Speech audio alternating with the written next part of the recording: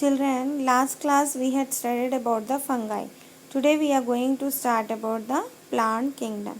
As you people are knowing that before R.H. Victor, that is Carl Linnaeus had gave two kingdom classification, and in that we had seen only plant and animal kingdom.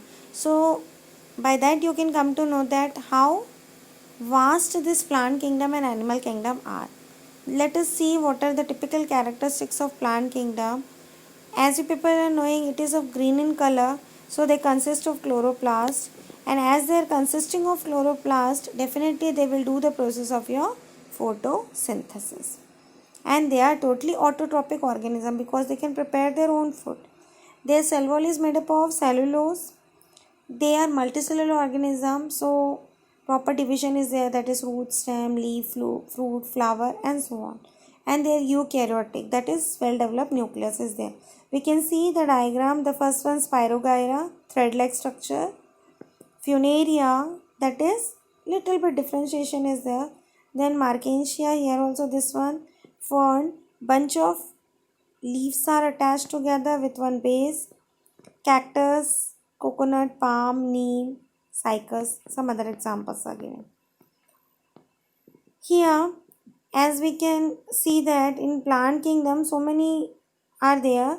There again that plant kingdom had been classified into vast group because algae is also kept in plant kingdom.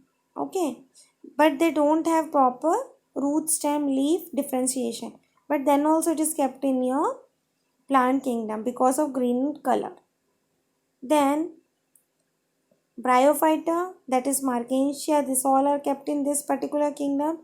Here leaf-like structure is there and they also are green in color. Then Pteridophyta, as I had shown you the figure of fern. Fern, what it is, you have seen in the bouquet and that decorative items used to found one leafy-like structure is there. All together with one twig, it is attached. So that is also included in your plant kingdom. So again that plant kingdom had been classified. Then next is children, this amarbale or dodder. This also you had seen children, amarbale yellow in color. It is generally tied with the tall trees. Okay. And they are parasitic in nature. They used to absorb the material from that green plants. Now see what is the classification of flowering plant. Flowering plant is classified into two on the basis of presence of covering and absence of covering.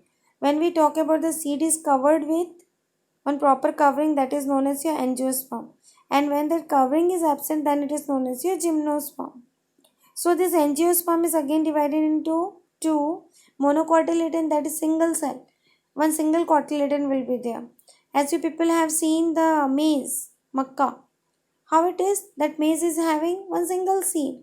At the meanwhile, if you will see the gram, the pea, that can be split into two equal parts. So that is dicotyledon, two cotyledons are there.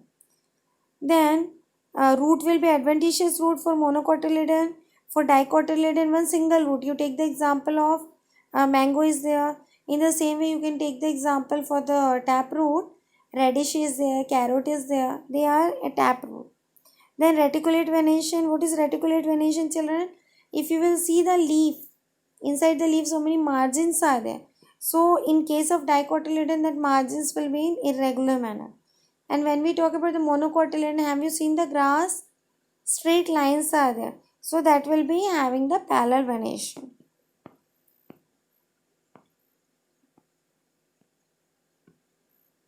Then see children, the next kingdom is your animal kingdom. Animal kingdom is also your multicellular, eukaryotic and heterotrophic organism. They don't have any cell wall. Lack of cell wall is there, but cell membrane is present definitely. They doesn't carry any color pigment. Color pigments are there, but chloroplast is not there. So that color pigment is known as your chromoplast. That is, in our body, melanin and other things are there that will decide what is the color of our skin. Proper mode of nutrition is there by the process of indigestion.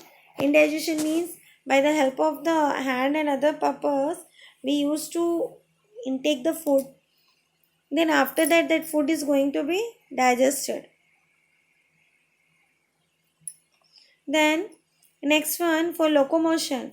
As you people are knowing that the major difference between plant and animal is the locomotory organ.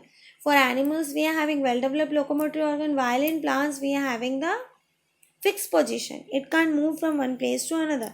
Some examples are given: elephant, parrot, flatworm, snail, hydra. They are some examples of your animal kingdom. Let us see the classification of animal kingdom on the basis of vertebral column. As you people are knowing that we are having well developed backbone system. So on the basis of that presence of vertebral column and absence of vertebral column, animal kingdom had been classified. When we talk about the absence of vertebral column, earthworm, leech, mosquito, they are the examples. When we talk about the presence of vertebral column, here that hair is present throughout the skin and hair is absent throughout the skin. When we talk about the hair is present in the skin, only mammals are included. Mammals means well developed mammary gland, they can feed their offspring by the help of milk. When we talk about the hair is absent on the skin, here fish, amphibian, reptiles are included. Again in this two categorization is there, one is presence of feather, another one is absent of feather on the skin. As you people are knowing that birds are having well developed feather system, while some animals such as fish, reptiles, they don't have the feather system. But children, when we talk about that absent of feather on the skin, they are having two things. One will be consisting of well developed moisture, another one will lack of that moisture. When we talk about the lack of moisture, reptiles are included there, and when we talk about the presence of moisture, again fish and amphibian is included. When we talk about the fish and amphibian, children, they are skins with scales and skins without scale is given. When we talk about the skin with scales, fish is included, and skin without scale, amphibians are included there. With scale, why fish? You have seen the fish throughout their body, scales are present. But when we talk about the amphibian, they are having only skin, that too will be very dry.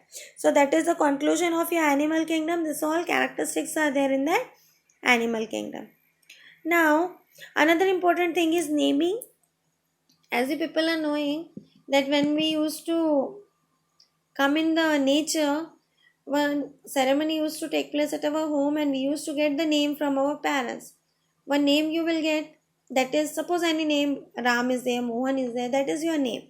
Then along with that, one title we used to get from your father, that is whatever title it will be, Sharma, that all titles are given in that along with your name. So that is the naming ceremony for us. In the same manner, if you will see for the plants and animals, they also have certain names. So what you are having your personal name, in that manner, each and every organism having its personal name. So that will be your species. And the title, that will be the name of your genus. Another thing, children, as you people are knowing that in different language, the same thing can be known by different words, and you will get confusion that what they are talking. So to avoid that problem, scientists had done that classification, that is the naming, and they used to write that names in general language in Latin. And as it is not possible to write Latin with your pen or pencil, so in common when we are writing, the first letter will be in capital letter, and that is the name of that particular organism, and the species name will be written always in a small letter. As we are not capable to write that one in Latin words in pen, so what we used to do, we will underline that words. So in that manner, we used to give the name to that particular organism. Some examples are given here: frog, rana, tigrina. So rana is the genus name, tigrina is the species name.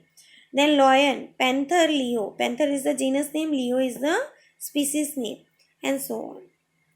Okay, children, in this manner we had completed our chapter, and what all points we had studied. The first and foremost thing we had studied about the biodiversity definition, then species definition, then variation definition, then we had seen about the grouping, then we had seen the classification, then we had seen two kingdom classification, then five kingdom classification.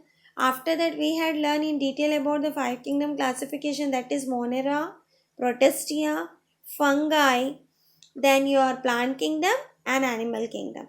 At last, we have gave the name to that particular organism in a scientific manner. Because if you are not giving in scientific manner means, suppose you take the example in your textbook, only one example is given about the potato. Okay, that potato is known by different names at different place. Okay, so what happens? All are talking about that potato only, but with different names. So everybody will get confusion. So to avoid that confusion, we gave the scientific name. Okay, children, I think so. The topic had been